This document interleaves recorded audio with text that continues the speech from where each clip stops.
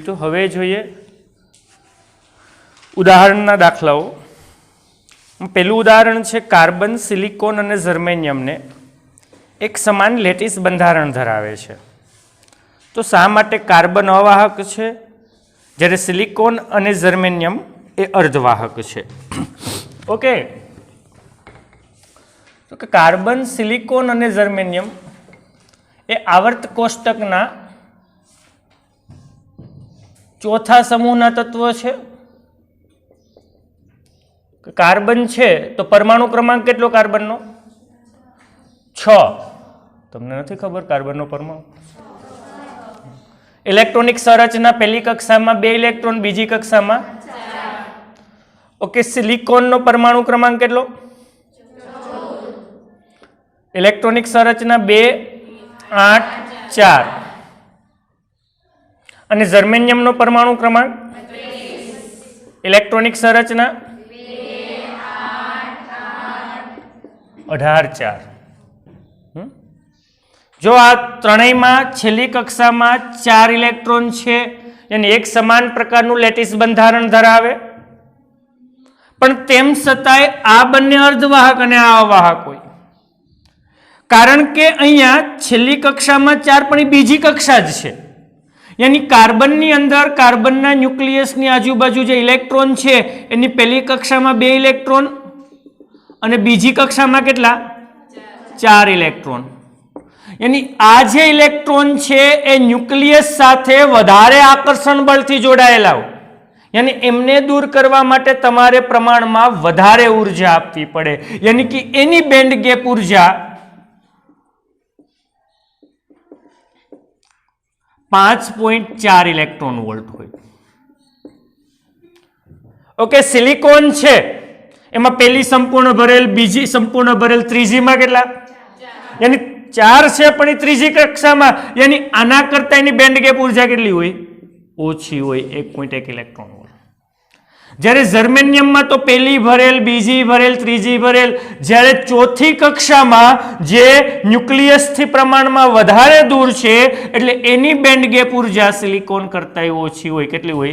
0.7। तो हवे याद ज राखशो कार्बन नी बेंड गैप केटली 5.4, सिलिकॉन नी अने जर्मेनियम नी 0.7। यानी कि जो बेंड गैप ऊर्जा 3 इलेक्ट्रॉन वोल्ट थी वधारे होय तो ए सेना तरीके वर्ते?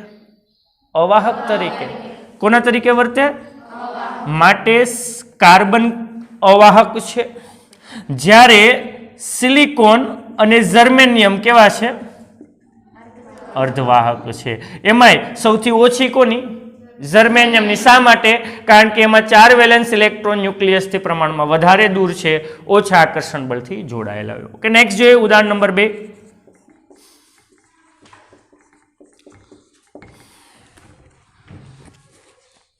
धारो के शुद्ध सिलिकॉन ना स्फटिक में 5 गुणा 10⁻28 परमाणु 10⁻28 परमाणु प्रति मीटर क्यूब है।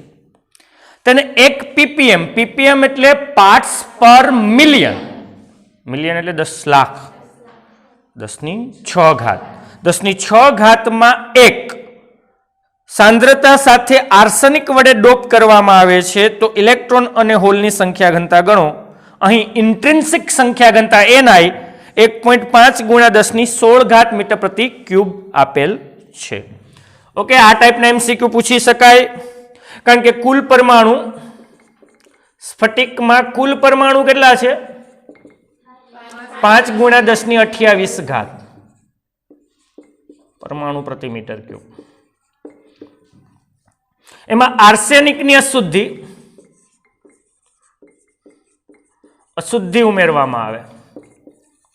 ओके, आर्सेनिक नी अशुद्धि उमेरवामां आवे तो क्या प्रकारनो अर्धवाहक तैयार थाय? पेंटावेलेंट छे, आर्सेनिक पेंटावेलेंट छे, तो क्या प्रकारनो? एन प्रकारनो। इलेक्ट्रॉन्स वधे यानी डोनर्स नी संख्या वधे, यानी एन प्रकारनो अर्धवाहक बने। तो हूँ एम कही सकूँ ने कि एनी अशुद्धि 10⁶ सुधे કેટલા અશુદ્ધ? 1 1 ppm पार्ट्स पर मिलियन नो मतलब एवो थयो 10⁶ એ 1 अशुद्ध।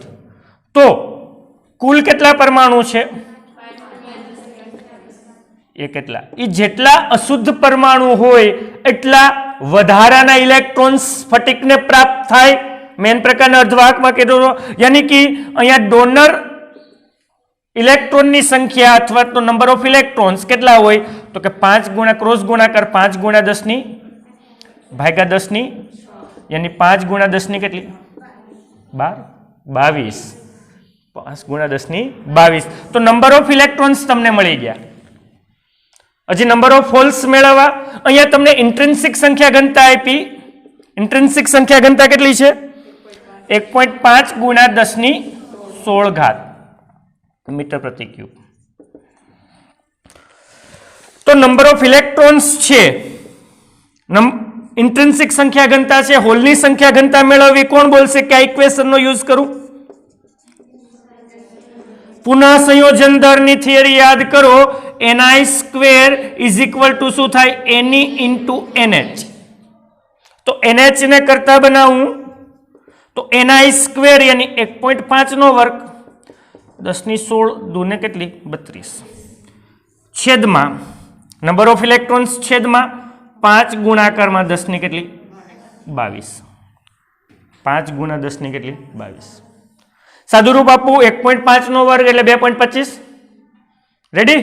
તો 2.25 ભાગ્યા 5 કરો 2.25 ભાગ્યા 5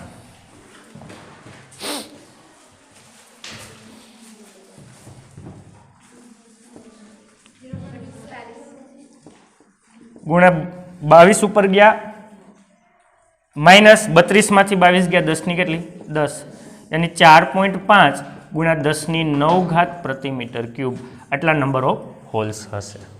ओके तो आ रीतना एमसीक्यू आवे कि अशुद्धि परमाणु सपोज के त्या एम कही दे कि एल्युमिनियम ने शुद्धि उमेरी 1 ppm ज तो अहींया शुं थाय NH थाय कारण के होल नी संख्या घनता वधे अने पछी अहींया Ne मेळववाना थशे. ओके नेक्स्ट जो उदाहरण नंबर 3 શું આપણે પી પ્રકારના અર્ધવાહકના ચોસલાને ભૌતિક રીતે બીજા n પ્રકારના અર્ધવાહક સાથે જોડીને પીએન જંક્શન બનાવી શકીએ? યાની કે તમે પીએન જંક્શન બનાવવા માટે શું કર્યું હતું કે એક સ્ફટિક લીધો હતો, એક જ સ્ફટિક, એમાં એક તરફ હા અને એક તરફ n પ્રકારનો અશુદ્ધિ ઉમેરીને કર્યું હતું. હવે આણે એવું કીધું કે એમ નહીં, પહેલા તમે એક અલગથી પી પ્રકારનો અર્ધવાહક તૈયાર કરી નાખો અને અલગથી એક અને હવે બેને ભેગા કરી દો તો પીએન જંક્શન ડાયોડ બને? નો બને, કારણ કે એની વચ્ચેનું અંતર ગમે એટલું ઓછું કરો તો અમુકથી વધારે ઓછું થઈ શકે નહીં. એટલે ઇલેક્ટ્રોન્સ છે એ પી થી એન તરફ ન જાય, એન થી પી તરફ ન જાય, પીએન જંક્શનની રચના થાય નહીં. પીએન જંક્શનની રચના કરવી હોય, જંક્શન ડાયોડ બનાવવું હોય, ડેપ્લેશન બેરિયર બનાવવું હોય તો કમ્પલસરી એક જ સ્ફટિકમાં એક તરફ ટ્રાઇવેલેન્ટ અને એક તરફ પેન્ટાવેલેન્ટ અશુદ્ધિ ઉમેરી પી અને એન પ્રકારનો અર્ધવાહક તૈયાર કરીને જ બનાવવું પડે. આ રીતે શક્ય છે નહીં. ઉદાહરણ નંબર 4 જો. આકૃતિમાં એક સિલિકોન ડાયોડની વીઆઈ કેરેક્ટરિસ્ટિક્સ યાની વીઆઈ લાક્ષણિકતા દર્શાવી છે, જ્યાં આઈડી 15 મિલી એમ્પિયર અને વીડી -10 વોલ્ટ માટે ડાયોડનો અવરોધ મેળવવાનો છે. ઉદાહરણ નંબર 4 એક ફોરવર્ડ અને રિવર્સ કેરેક્ટરિસ્ટિક્સ લાક્ષણિકતા આપી છે, લાક્ષણિકતાનો આલેખ આપ્યો છે. આલેખની અંદર આઈ અહીંયા વિદ્યુત પ્રવાહ મિલી એમ્પિયરમાં છે અને વી વોલ્ટમાં છે. ફોરવર્ડ બાયસનો આલેખ કંઈક આવો છે.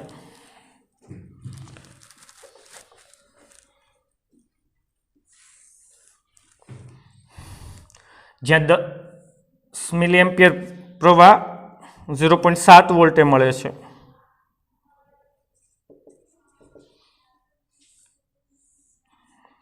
અને 20 મિલી એમ્પિયરનો પ્રવાહ 0.8 વોલ્ટે મળે છે. રિવર્સ બાયસની અંદર લગભગ આલેખ સુરેખ મળે છે.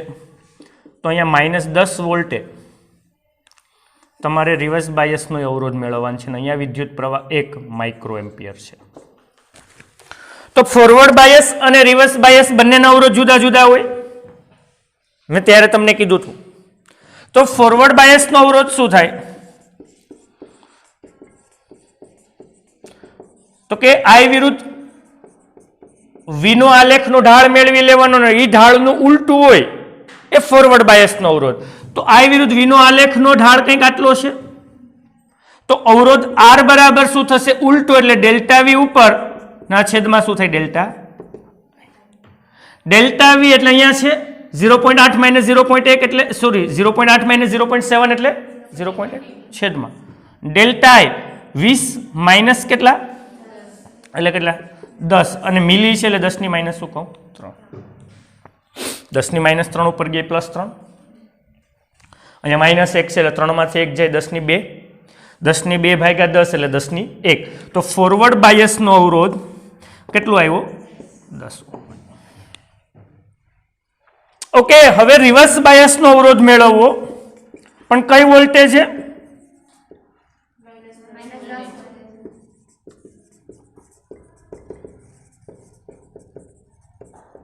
-10 વોલ્ટ. તો કે -10 વોલ્ટે વિદ્યુત પ્રવાહ કેટલો છે? કેટલો છે? 1 માઇક્રો એમ્પિયર છે. તો અહીંયા રિવર્સ બાયસનો અવરોધ V/I થશે, કારણ કે આલેખ સુરેખ મળે એટલે V/I લઈ શકીએ. તો અહીંયા V કેટલા? -10. વિદ્યુત પ્રવાહ કેટલું? -1 માઇક્રો. માઇક્રો એટલે 10 ની -6 છે વત્તા -6 ઉપર છે, સોરી 16 નહીં 6, -6 ઉપર જાય +6. 10 ની 1 અને 10 ની 6 એટલે કેટલા? 10 ની 7 ઘાત ઓમ એ રિવર્સ બાયસનો અથવા 10 મેગા ઓમ કહી શકો અવરોધ છે. ઓકે, નેક્સ્ટ છે ઉદાહરણ નંબર 5. ઝેનર ડાયોડનો છે. ઓકે, ઝેનર ડાયોડને સિલેબસમાંથી કટ કરી નાખ્યો, પણ એના ઉદાહરણને નથી કર્યો એટલે આપણે હવે ખબર નહીં, મેં કાલે જોયું પહેલામાં તો આ એક્ઝામ્પલને રિડ્યુસ નથી કર્યું એટલે આપણે ભણશું. એક ઝેનર રેગ્યુલેટેડ પાવર સપ્લાયમાં 6 વોલ્ટનો ઝેનર ડાયોડના રેગ્યુલેશન માટે ઉપયોગમાં લીધેલ છે. જરૂરી લોડ પ્રવાહ 4 મિલી એમ્પિયર અને અનરેગ્યુલેટેડ ઇનપુટ 10 વોલ્ટ હોય તો શ્રેણી અવરોધ RS નું મૂલ્ય કેટલું હશે? અને અહીંયા એક પોઈન્ટ નથી આપ્યું, આપવું જોઈએ કે IZ ઝેનર પ્રવાહ એ 5 IL જેટલો છે. IZ બરાબર 5 IL છે. એની પરિપથની અંદર તમને જો કે આ પરિપથ છે એ ઝેનર ડાયોડનો છે અને ઝેનર ડાયોડને એ ઘટક સાથે જ્યાં તમારે લોડ અવરોધ મેળવવો હોય એની સાથે સમાંતરમાં જોડવું.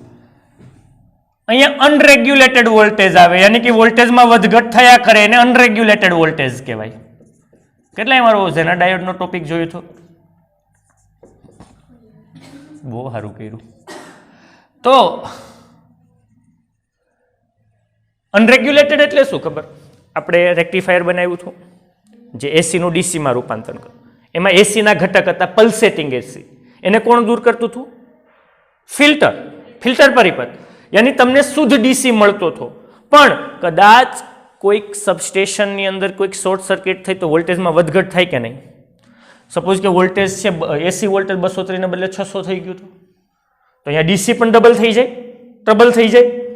અને જે પરિપથમાં તમે ઉપયોગ કરતા હોય ને એમાં અચાનક વોલ્ટેજ, સપોઝ કે બેટરી ચાર્જિંગમાં મૂકી છે, મોબાઈલ ચાર્જિંગમાં મૂક્યો છે અને અચાનક વોલ્ટેજ વધી ગયો તો બેટરી ફાટી જાય. તો એ અનરેગ્યુલેટેડ વોલ્ટેજને રેગ્યુલેટ કરવા માટે ઝેનર ડાયોડનો ઉપયોગ થાય અને ઝેનર ડાયોડને રિવર્સ બાયસ સ્થિતિમાં રાખવામાં આવે અને જ્યાં લોડ અવરોધ જ્યાં એનો ઉપયોગ કરવો હોય વોલ્ટેજનો એની સાથે સમાંતરમાં જોડવામાં આવે ઝેનર ડાયોડ. એનો મતલબ કે અહીંયા જે ઝેનર વોલ્ટેજ હોય એટલો જ RL ના બે છેડા વચ્ચે વધે, યાની અહીંયા ગમે એટલો વધી જાય, અહીંયા કઈ ફેર પડશે નહીં, અહીંયા કઈ ફેર પડશે નહીં. તો એ વધારાનો જે વોલ્ટેજ વધી ગયો ને એ RS ના બે છેડા વચ્ચે વધી જાય, જેથી અહીંયા કઈ ફેર પડે નહીં. યાની અહીંયા જે પ્રવાહ આવે છે એને હું IS કહું, તો IS ના અહીંયા બે ભાગ પડે, આ બાજુ જાય એને કહું IL અને આ બાજુ જાય એને કહું IZ. IL કેટલા આપ્યા? 4 મિલી એમ્પિયર. લોડ અવરોધમાં પસાર થતો પ્રવાહ કેટલો છે? 4 મિલી એમ્પિયર. અને ઝેનર ડાયોડમાં પસાર થતો પ્રવાહ કેટલો છે 5IL છે 5 ચોક 20 મિલી એમ્પિયર. તો IS કેટલો હોય IS તો કે IS બરાબર અહીંયા કિર્ચોફનો પેલો નિયમ વાપરું તો IS બરાબર શું થાય IZ પ્લસ IL તો 20 ને 4 24 મિલી. રેડી યાની અહીંયા જે વોલ્ટેજ આપીએ અહીંયા અનરેગ્યુલેટેડ છે VUR કહું હાલો અનરેગ્યુલેટેડ વોલ્ટેજ ને VUR કહું અનરેગ્યુલેટેડ વોલ્ટેજ એ આ બેના ભાગમાં આવે RS ના ભાગમાં આવે ને કહું VS અને ઝેનર ના ભાગમાં આવે ને કહું VZ यानी VS बराबर V unregulated voltage minus V zener થાય કે નહીં અનરેગ્યુલેટેડ વોલ્ટેજ તમને આપ્યો કેટલો આપ્યો 10 અને ઝેનર ડાયોડ નો કેટલો છે વોલ્ટેજ 6 વોલ્ટ ઝેનર ડાયોડ નો વોલ્ટેજ કેટલો છે જો તો VS કેટલા થયા 4 વોલ્ટ તો ઓહમના નિયમ પ્રમાણે VS એટલે શું થાય IS * RS થયા કે નહીં તો IS * RS બરાબર શું થયા 4 વોલ્ટ આપણે તો અવરોધ RS મેળવવો છે કરતા બનાવું તો 4 ના છેદમાં IS કેટલા છે 24 મિલી મિલી એટલે 10 ની -3 4 6 24 10 ની -3 ઉપર ગયા પ્લસ તો 1000 ભાગ્યા 6 સાદુરૂપ આપી દો હાલો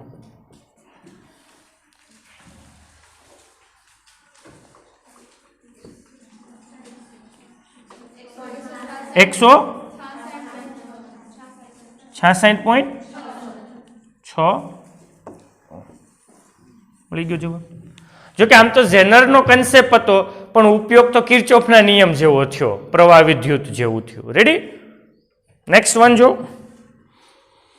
ઓકે 14.6 માં એવું કીધું કે રિવર્સ બાયસ પ્રવાહ માઇક્રો એમ્પિયરની સરખામણીમાં ફોરવર્ડ બાયસ તો મિલી એમ્પિયર વહે કારણ કે રિવર્સ બાયસમાં વિદ્યુત પ્રવાહ માઇનોરિટીના કારણે વહે અને ફોરવર્ડ બાયસમાં વિદ્યુત પ્રવાહ મેજોરિટીના કારણે વહે તો પછી શા માટે ફોટોડાયોડના ઉપયોગમાં રિવર્સ બાયસ કર્યો યાદ છે તમે ફોટોડાયોડ તૈયાર કર્યો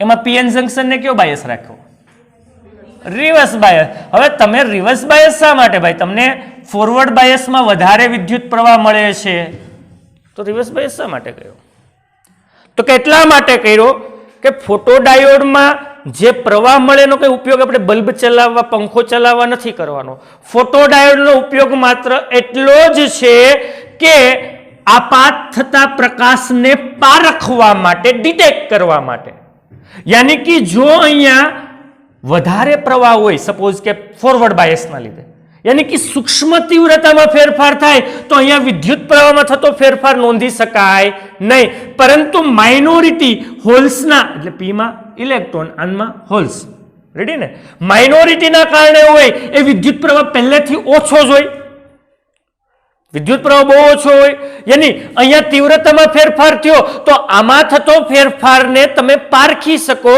તમે નોંધ કરી શકો એટલા માટે ફોટોડાયોડને કઈ બાયસમાં રાખવામાં આવે રિવર્સ બાયસમાં ફોટોડાયોડનો ઉપયોગ કઈ વોલ્ટેજ ઉત્પન્ન કરવા માટે નથી થતો એનો કઈ બેટરી ચાર્જ કરવા માટે નથી થતો ફોટોડાયોડનો ઉપયોગ માત્ર ક્યાં થાય પ્રકાશને પારખવા માટે પ્રકાશને ડિટેક્ટ કરવા માટે અને પ્રકાશને ડિટેક્ટ કરવો હોય તો સૂક્ષ્મ ફેરફારે નોંધી શકવા જોઈએ એટલા માટે રિવર્સ બાયસમાં રાખવામાં આવે જેથી માઇનોરિટીના કારણે પ્રવાહ પ્રમાણમાં કેવો હોય છે ઓછો હોય છે ઓકે નેક્સ્ટ જો ઓકે સોલાર સેલમાં શા માટે સિલિકોન અને ગેલિયમ આર્સેનાઇડ પસંદ કરવામાં આવે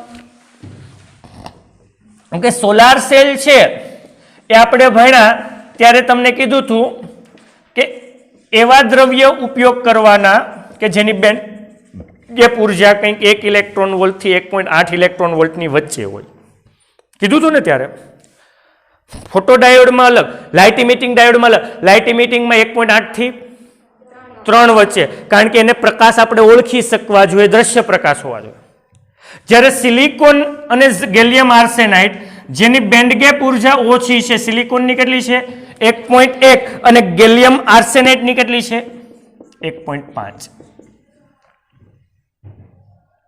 યાની કે પ્રકાશ જે આપાત કરવામાં આવે સોલાર સેલમાં એ આપાત ફોટોનની ઉર્જા બેન્ડ ગેપ ઉર્જા કરતા વધારે હોય तो ज इलेक्ट्रॉन અને હોલ ઉત્પન્ન થાય, તો જ વોલ્ટેજ ઉત્પન્ન થાય. यानी બેન્ડ ગેપ ઉર્જા ઓછી એમ વધારે સારું. અને સિલિકોન અને ગેલિયમ આર્સેનાઇડની બેન્ડ ગેપ ઉર્જા પ્રમાણમાં ઓછી છે એટલા માટે એનો ઉપયોગ કરવામાં. તો પ્રશ્ન થયો 3 ઇલેક્ટ્રોન વોલ્ટ કે 4 ઇલેક્ટ્રોન વોલ્ટ છે અથવા 2 પોઈન્ટ સમથિંગ ઇલેક્ટ્રોન વોલ્ટ છે એવું દ્રવ્ય રાખીએ તો શું પ્રોબ્લેમ? તો કે એવું દ્રવ્ય રાખવામાં પ્રોબ્લેમ એટલો કે અહીંયા ફોટોનની ઉર્જા એનાથી વધારે થવાની શક્યતા ઓછી થઈ જાય. એટલા માટે ત્યાં ઇલેક્ટ્રોન અને હોલના ઝડકા ઉત્પન્ન થતા નથી. એની બેન્ડ ગેપ ઓછી હોય એ વધારે સારું. તો પીબીએસ દ્રવ્ય એવું છે કે જેની બેન્ડ ગેપ ઉર્જા 0.5 કે 0.4 ઇલેક્ટ્રોન વોલ્ટ છે. તો એ જ વપરાય ને. પણ એમાંય પાછું મેટલ્સ મટીરિયલ્સ જોવું પડે. અને ત્યારે મેં કીધું હતું દ્રવ્ય એવું હોવું જોઈએ કે જેની બેન્ડ ગેપ ઉર્જા ઓછી હોય, ઉપરાંત એની પ્રકાશ શોષવાની ક્ષમતા વધારે હોવી જોઈએ. જ્યારે આ છે એ પ્રકાશને એબ્ઝોર્બ ન કરે તો એ કંઈ કામનું છે નહીં. અને બીજું એ કિંમતમાં સસ્તું હોવું જોઈએ ને. એમ તો એમ કે પ્લેટિનમ રહીએ આપણે, પણ એ તો પછી મોંઘું પડે. એના કરતાં તો સબસ્ટેશન કે પાવર પ્લાન્ટ ખોલી દેવો સારો સોલાર સેલ કરતાં. તો પ્રમાણમાં સસ્તું હોવું જોઈએ. ઓકે, એટલા માટે. નેક્સ્ટ જો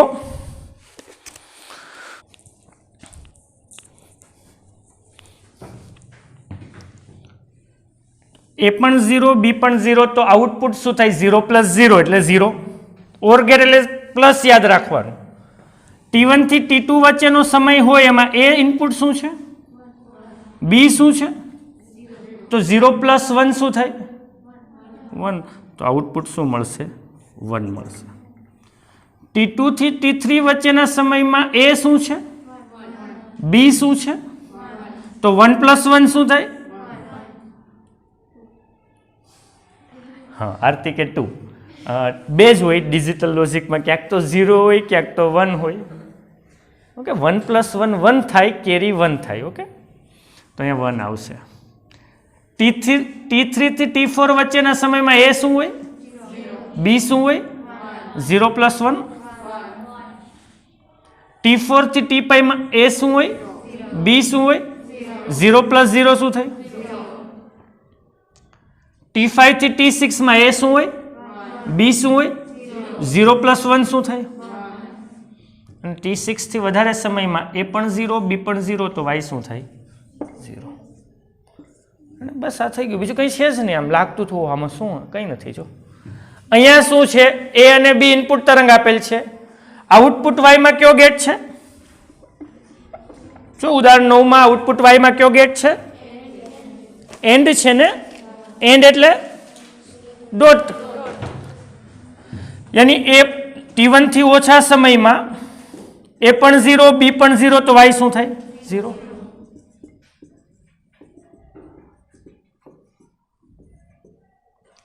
T1 થી T2 માં A1, B0, વાય શું થાય? 0.10. T2 થી T3 માં A1, B0, તો વાય શું થાય? 0, 1.00. T3 થી T4 માં A0, B1, 0.00. રેડી કે નહીં? ઓકે, T4 થી T5 માં A0, B0, વાય શું થાય? 0. આમાં એક કદાચ 1 આવતું હતું ક્યાંક. મારે દોરવામાં ભૂલ છે કે આમ જ આવે છે? T4 માં એ મને લાગે આમ ઉપર જ છે. આમ જ છે ને? ઓકે, તો T3 થી T4 માં A1 છે, B1 છે, તો આઉટપુટ વાય શું છે? 1 છે.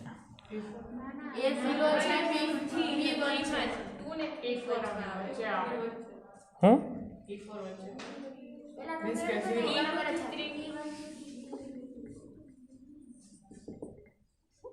ઓકે, અહીંયા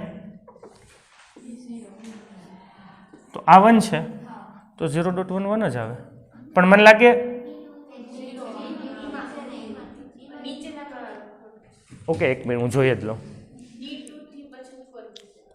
ઓકે, હા, T4 સુધી ઊંચું છે, T2 થી લઈને T4 સુધી ઊંચું છે. બી સોરી, હા તો એમને બી અહીંયા સુધી ઊંચું છે. તો આપણે જોઈ લઈએ ફરીથી. ઓકે, T2 થી T3 માં A1 છે, B1 છે, તો આઉટપુટ શું થાય? 1. T3 થી T4 માં A0 છે, B1 છે, તો આઉટપુટ શું થાય? બાકીના બધામાં શું આવશે? 0 જ આવશે. સોરી, તો આ નવમું ઉદાહરણ. ઉદાહરણ 10 જો તમારે અહીંયા દોરવાનું છે. ઉદાહરણ 14.10 ની અંદર આપેલ ઇનપુટ A અને B માટે NAND ગેટના આઉટપુટ માટે Y આકૃતિ દોરવાની છે. યાની તમને A છે એ T થી ઓછા સમય માટે 1, T થી T1 વચ્ચે 1, પછી T1 થી T2 માટે 0, આ રીતે દોરું. T2 થી T3 માટે 0,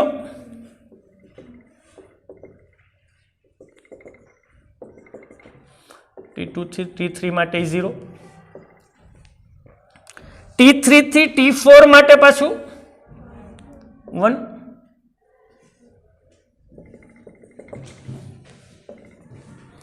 T4 થી T5 માટે પણ પાછું કેવું?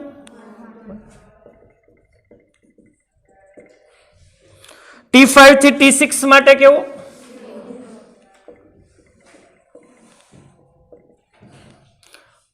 અને T6 થી વધારે હોય ને, ગ્રેટર ધેન આવે, T6 થી વધારે સમય માટે પાછું કેવું? હવે B માં શું છે? જો B માં પહેલા શું છે? 1, પછી શું છે? પછી શું છે? પછી શું છે? પછી પછી આ રીતે છે ને.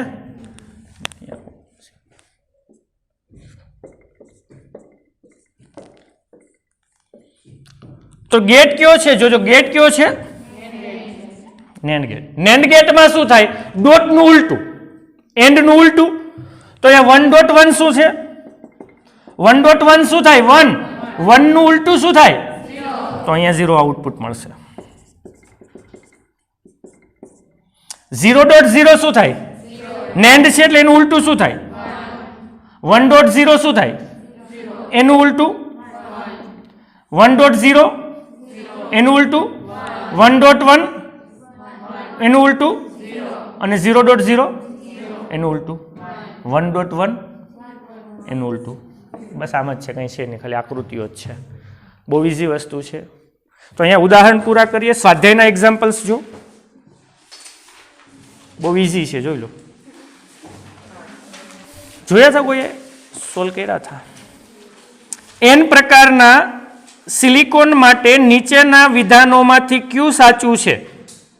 તો N પ્રકારના અર્ધવાહકની અંદર આ 4 ઓપ્શન્સ છે, એમાં જોઈ લો. N પ્રકારમાં હોલ્સ કયો હોય? માઇનોરિટી હોય. અને N પ્રકારમાં કઈ અશુદ્ધિ ઉમેરવામાં આવે? પેન્ટાવેલેન્ટ અશુદ્ધિ હોય છે, જે ડોપેન્ટ હોય છે. ઓપ્શન આવશે C.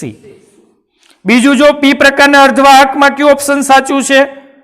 જો ઇલેક્ટ્રોન મેજોરિટી વાહક છે અને ટ્રાઇવેલેન્ટ અશુદ્ધિ નહીં, P માં ઇલેક્ટ્રોન્સ મેજોરિટી નથી, ઇલેક્ટ્રોન્સ માઇનોરિટી છે. બીજો ઇલેક્ટ્રોન માઇનોરિટી છે સાચું, પણ એમાં પેન્ટાવેલેન્ટ હોય નહીં, એમાં કઈ હોય? ટ્રાઇવેલેન્ટ હોય. ત્રીજું જો હોલ્સ માઇનોરિટી છે, નહીં, હોલ્સ કેવા છે? તો એ તો નહીં આવે. ડી જો હોલ્સ કેવા છે? મેજોરિટી છે અને ટ્રાઇવેલેન્ટ એક્સેપ્ટર અશુદ્ધિ ઉમેરવામાં આવે છે. ઓકે, 14.3 જો કાર્બન, સિલિકોન અને જર્મેનિયમ, એમાં સૌથી વધારે બેન્ડ ગેપ કોનું? કાર્બનનું 5.4, એનાથી ઓછું કેટલું? 1. અને પછી કેટલું? 0. એક્ઝામ્પલ 4 જો બાઇઝિંગ કર્યા વગરના પીએન જંક્શનમાં હોલ પી વિસ્તારમાંથી એન વિસ્તારમાં વિસ્તરણ પામે છે, ડિફ્યુઝન પામે છે. કારણ શું? પી થી એન તરફ કેમ જાય હોલ? મેં ત્યારે જ કીધું હતું કે પી માં હોલની સંખ્યા ઘનતા કેવી છે અને એન માં કેવી છે? તો વધારે સંખ્યાથી ક્યાં જાય? તો એને કહેવાય ડિફ્યુઝન કરંટ. ઓકે, નેક્સ્ટ જો જ્યારે પીએન જંક્શનને ફોરવર્ડ બાયસ આપવામાં આવે ત્યારે ડેપ્લેશન બેરિયરની ઊંચાઈમાં શું થાય? ઘટાડો. ફોરવર્ડ હોય તો શું થાય? ઘટાડો. અને જો રિવર્સ બાયસ હોય તો? ઓકે, અહીંયા ઇન્ટરેસ્ટિંગ છે 14.6 માં એક્ઝામ્પલ. ઓકે, અર્ધતરંગની આવૃત્તિ કેટલી હોય? સપોઝ કે આ એસી સપ્લાય વોલ્ટેજ છે અને આ અર્ધતરંગ છે, તો એની આવૃત્તિ છે ને અર્ધ તરંગની, સપોઝ કે અહીંયા ભલે નથી પણ આવું લઈ શકીએ ને, તો જો ઇનપુટની આવૃત્તિ 50 હર્ટ્ઝ હોય તો અર્ધ તરંગથી જે તરંગ મળે છે એની આવૃત્તિ કેટલી હોય? 50. ઓકે, આ હાફ વેવ રેક્ટિફાયર છે, અર્ધ તરંગ rectifier. Okay, full wave rectifier હોય, ફૂલ વેવ પૂર્ણ તરંગ રેક્ટિફાયર, તો એમાં આ રીતે તરંગ મળે તો એની આવૃત્તિ કેટલી હોય? જો ઇમ્પોર્ટન્ટ અને ઇન્ટરેસ્ટિંગ, બમણી હોય. કારણ કે જો આ રીતે તરંગ છે, એક તો આ તરંગ છે અને બીજું આ તરંગ થયું ને, તો બે આવૃત્તિ મિશ્રણ થઈને તો 50 હોય તો 50 ને 50 કેવી થાય? 100 હર્ટ્ઝ જેટલી થાય. યાદ રાખશું, પૂર્ણ તરંગ રેક્ટિફાયરની અંદર આવૃત્તિ ઇનપુટ કરતા કેવી થઈ જાય? બમણી. જ્યારે હાફ વેવ રેક્ટિફાયરમાં કેટલી રહી? આટલી ને આટલી જ રહી. ઓકે, મેં ગઈ વખતે સોરી મિસ્ટેક થઈ ગઈ હતી, આપણે એમ લેતા હતા મોબિલિટી ઇલેક્ટ્રોન અને હોલની સરખી નથી હોતી, ઇલેક્ટ્રોનની મોબિલિટી વધારે હોય છે. અને ઈ કન્સેપ્ટ ડ્રિફ્ટ વેગ વાળા કન્સેપ્ટમાંથી આવે છે. એની અંદર Q/m/Vd વાળો આપણે પ્રવાહ વિદ્યુતની અંદર ભણ્યા હતા. યાની કે મોબિલિટી છે એ દળના વ્યસ્ત પ્રમાણમાં હોય છે. યાની જેનું દળ વધારે હશે એની મોબિલિટી કેવી હશે? ઓછી. યાની ઇલેક્ટ્રોન અને હોલમાં ઇલેક્ટ્રોન છે એ ઋણ 9.1 × 10⁻31 અને હોલ ધન વિદ્યુત ભારની જેમ વર્તે એટલે 1.67 × 10⁻27. તો વધારે દળ કોનું છે? હોલનું. એટલે મોબિલિટી ઓછી કોની થાય? હોલની. અને ઇલેક્ટ્રોનની વધારે થાય. તો એ ઓપ્શન આમાં આ જ આવે, μe > μh આવે. તો આ નોટ ડાઉન કરી નાખો.